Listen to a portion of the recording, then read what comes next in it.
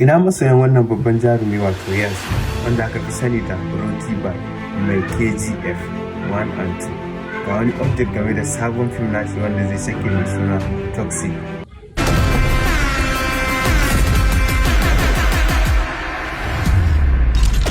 To kawo mu ci gaba ɗage ga wani jan kunne Toxic ba na yara ba, ta haka wannan bidiyon ba na yara ba, don ka yaro ne ka ja bidiyon kai ga masu ne ka samu bidiyo da daidai sa'ad ba. Salam Rocky Bye.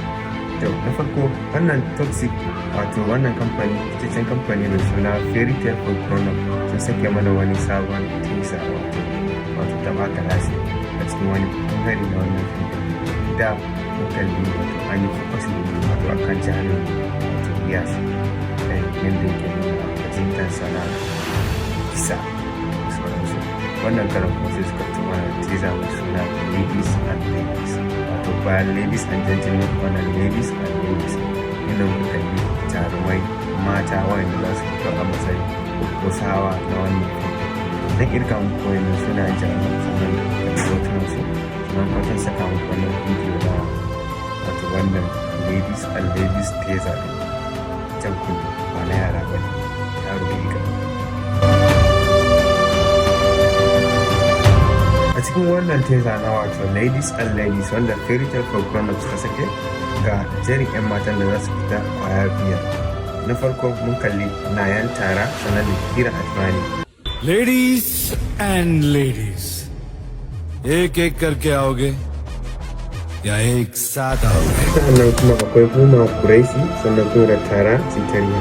Allah sa na faɗi sunan daidai. Wannan su ne jarumai mata wanda za su fito a wannan babban fim na Yash wato suna Toxic. Wannan sun tare suna cikin kuce a social media suna da zagi ne akan cewa ya za a sa post kuma mata da wannan babban jarumi wannan fim din ba zai daɗi ba, amma ni gaskiya a gani na zai daɗi. Wani abu jin hankali game da wannan fim din nan aka ce ba na yara bane, gaskiya in ka kalli ta nan kasa gaskiya wannan fim ba na yara bane, ya tafi wa za a ce Hollywood standard irin yadda ake nuna da yasa hankali irin yadda ake nuna abubuwan Hollywood da sauransu. Kuma wani abun mamaki wato mace ne ta fara directi wannan fim din. Mata dai da an san su da kunya da sauransu, amma haka wannan fim da ba ta ban irin shi ba, mace ne za ta fara directing ne. Daga karshe ku ga mana ra'ayinku a comment section. Me kuke gani game da wannan sabon fim na Yash?